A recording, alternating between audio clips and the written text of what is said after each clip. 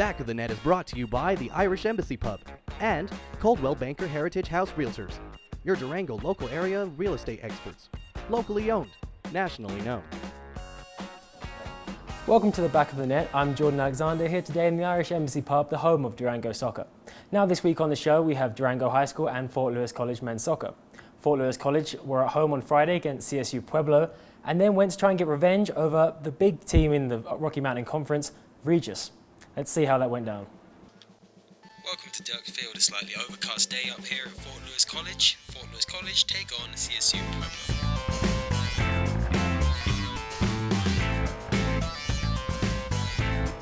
Fort Lewis corner out to Zach Lawrence, tries to play back the 1-2 to Becker. And the CSU Pueblo are on the run. Going down the wing, he's got options, it's 3-on-3. Outside of his foot, pass straight through. Isaac Curry's there to clean up, but he's turned inside him. Prost comes across, leaves his man open. He's still going, and the Pueblo player. It's a great run from him. Takes on two Fort Lewis players and slots it in the back of the net. 1-0 Pueblo. Fort Lewis throw in. Ball comes across the field. That possession style we're so used to playing. Ball comes into the box.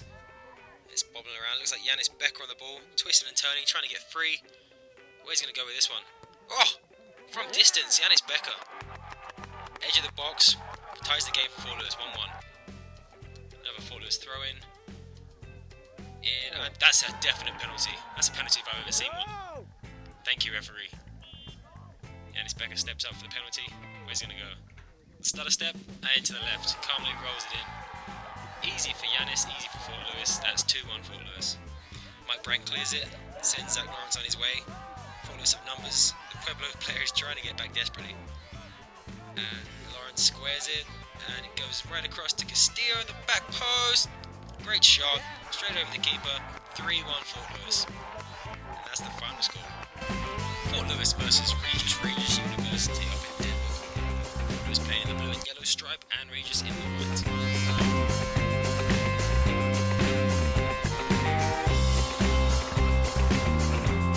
Rangers on the attack with a free kick. Ball comes into the box. Good clearance by Fort Lewis, looking to get the numbers out. Regis still in possession. Plays down the wing. Back to goal. Good defending there. Cuts inside, and the ball's back to Regis. Still numbers in the box. Oh, what a horrible deflection, and that's a goal to Regis. 8 minutes into the game, and Regis are up 1-0. That's a horrible deflection.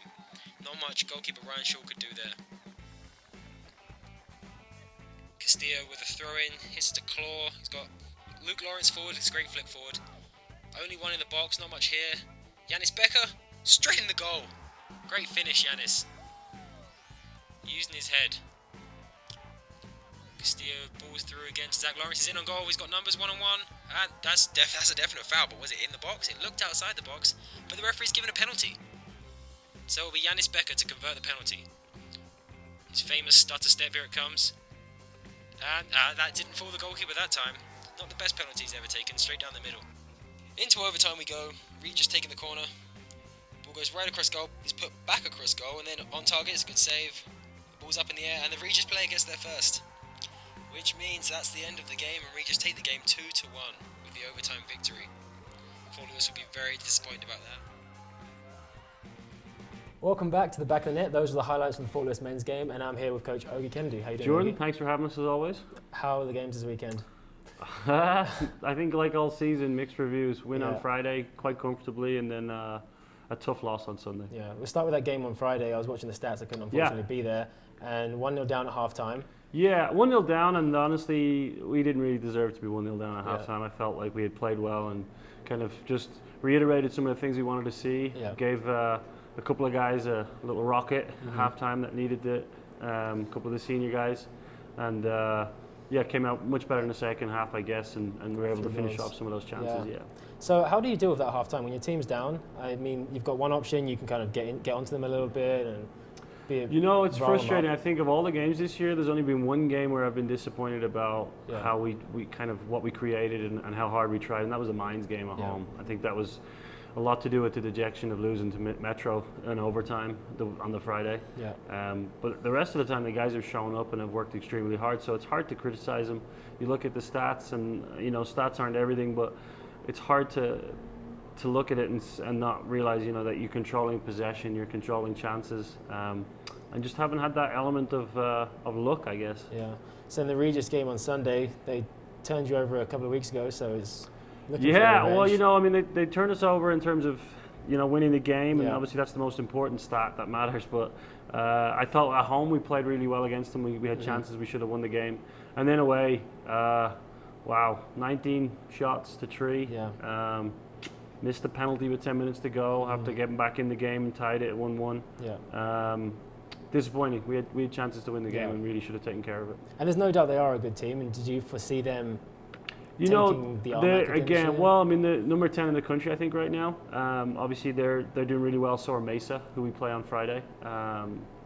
It's tough because, you know, I've been doing this a long time, and obviously winning trophies is what we're trying to do at the end goal. But the guys are applying themselves every day, and it's hard because at the end of the game, you want to tell them that, hey, we critique and we didn't do this well enough and we didn't do that, and it's hard because right now they're doing everything right and just not getting the results. So it's a little frustrating for everybody involved. Yeah, and what about personnel? How are the injuries? I know Alberto is coming back soon. You know, we've been unfortunate. Alberto tore his meniscus after a challenge in the first game of the season, and he's had surgery last week.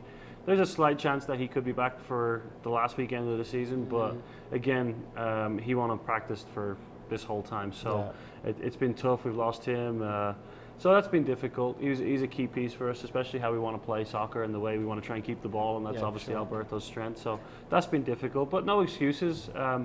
You know, the guys have battled hard and just haven't gotten the results. Yeah. So we've got Grand Junction. We've got Mesa this Mesa weekend. Friday, Metro away. Then we follow up on Halloween night away to Mines, and then Christian is our last home game this season. So we've got 4 games left. Yeah.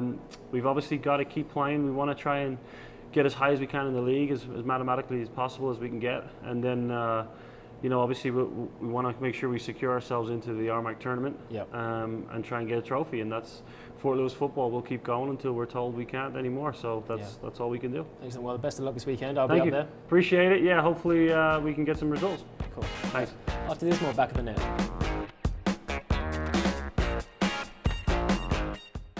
Your home. It's made of wood and nails, doors and windows. But it's more than that. Your home is you. It's who you are, where you're from. It's what you long for whenever you're away. And it's the only place in the world where you know one thing for certain. You're home.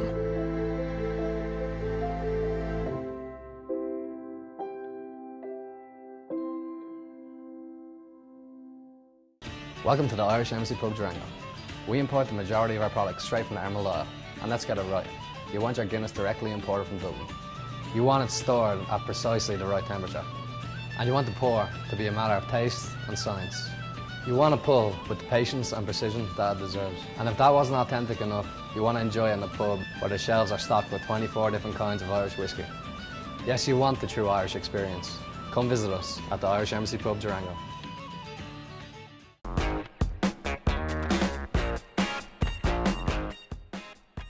Back of the Net is brought to you by the Irish Embassy Pub and Coldwell Banker Heritage House Realtors, your Durango local area real estate experts. Locally owned, nationally known.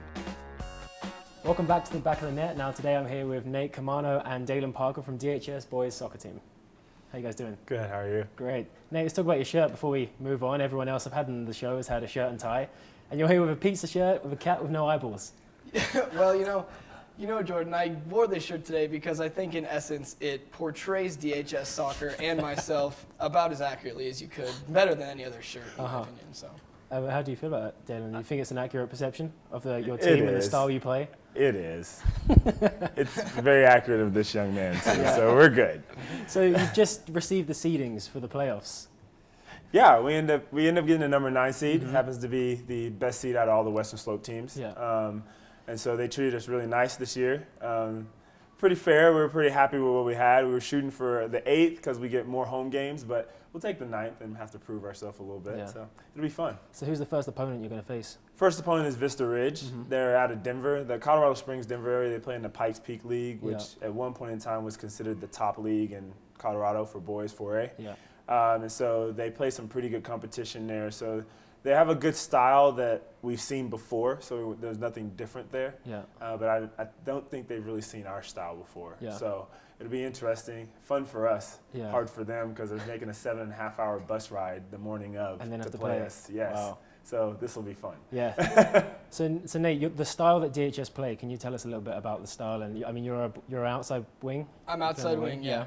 So mostly what we try to do is possess and move the ball as effectively as we can Yeah. in all areas of the pitch. And it's something that we've gotten really good at over the past 6-8 weeks of practicing and working together as a team. It was shaky at first, but now we're getting really good at it, and a lot of teams don't really know what to do with that. Yeah, especially if they've just come off a 7-hour bus journey. To Exactly. start pinging the ball around and possessing, they're going to have those tired legs. Yeah.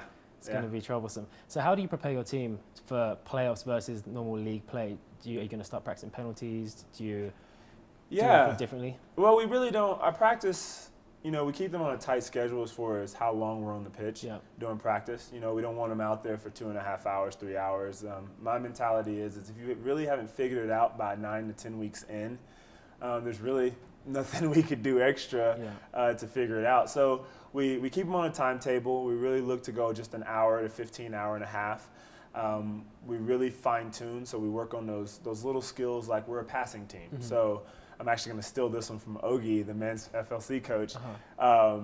We're a passing team, so we practice passing. Yeah. We have to consistently work on our passing, and no matter how redundant or boring it gets for the boys, we have to consistently work on it and get it faster and speed it up. So that's what we work on now. We've been working on our defensive concepts too, just making sure everybody understands it's on the same page when that game comes. Where do you force people, how we're looking to pass the ball.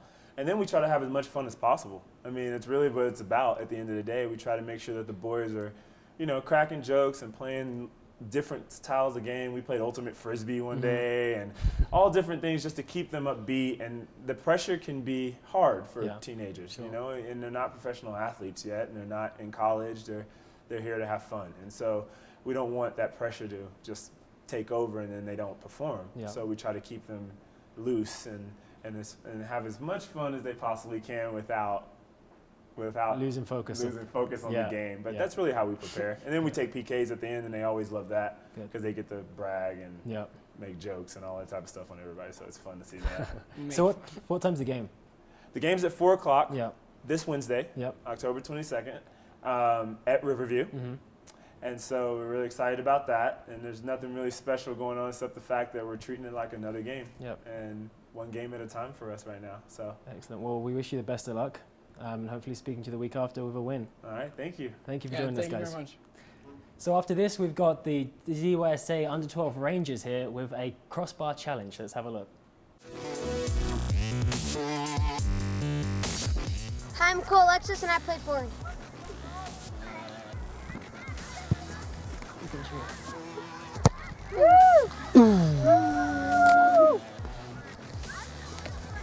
Good day, I'm Elliot, and I plays into a big field.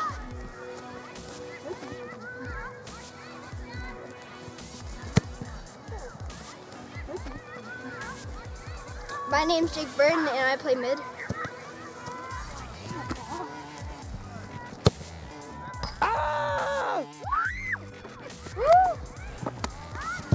My name's Tristan and I play right mid. Yeah, see! And it's ARLISON, I'm a defender.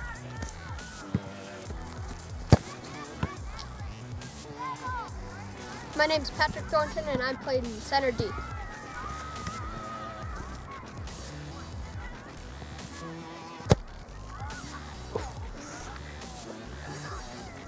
Hi, I'm AIDEN SIMPSON and I play right D.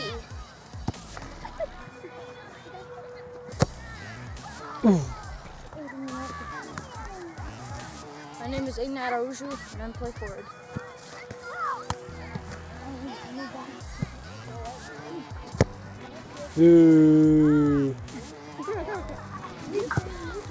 I'm Russell and I play left mid.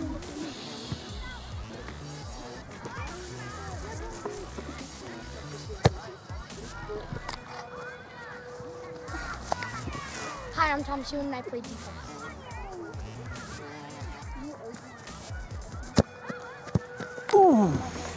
Hi, I'm Brian Kname and I play goalie.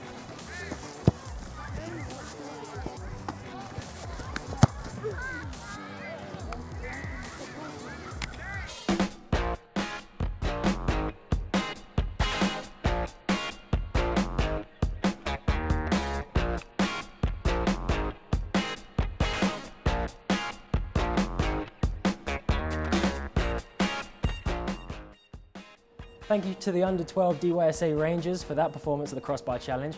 And I want to see more videos, so send your submissions in to ideas@durangotv.com. That's ideas@durangotv.com. Well, that sounds like the full-time whistle. So that means, unfortunately, that's the end of the show. Join me again, Jordan Alexander, here at the Irish Embassy Pub next week for more Back of the Net. Now remember, whatever you're doing, if you're playing soccer this weekend, if you get near the edge of the goal, why tap it in when you could smash it right in the back of the net? See you next time.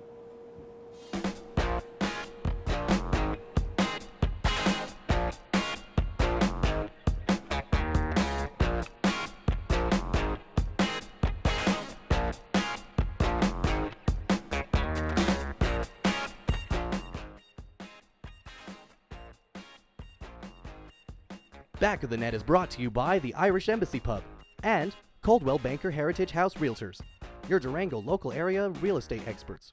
Locally owned, nationally known.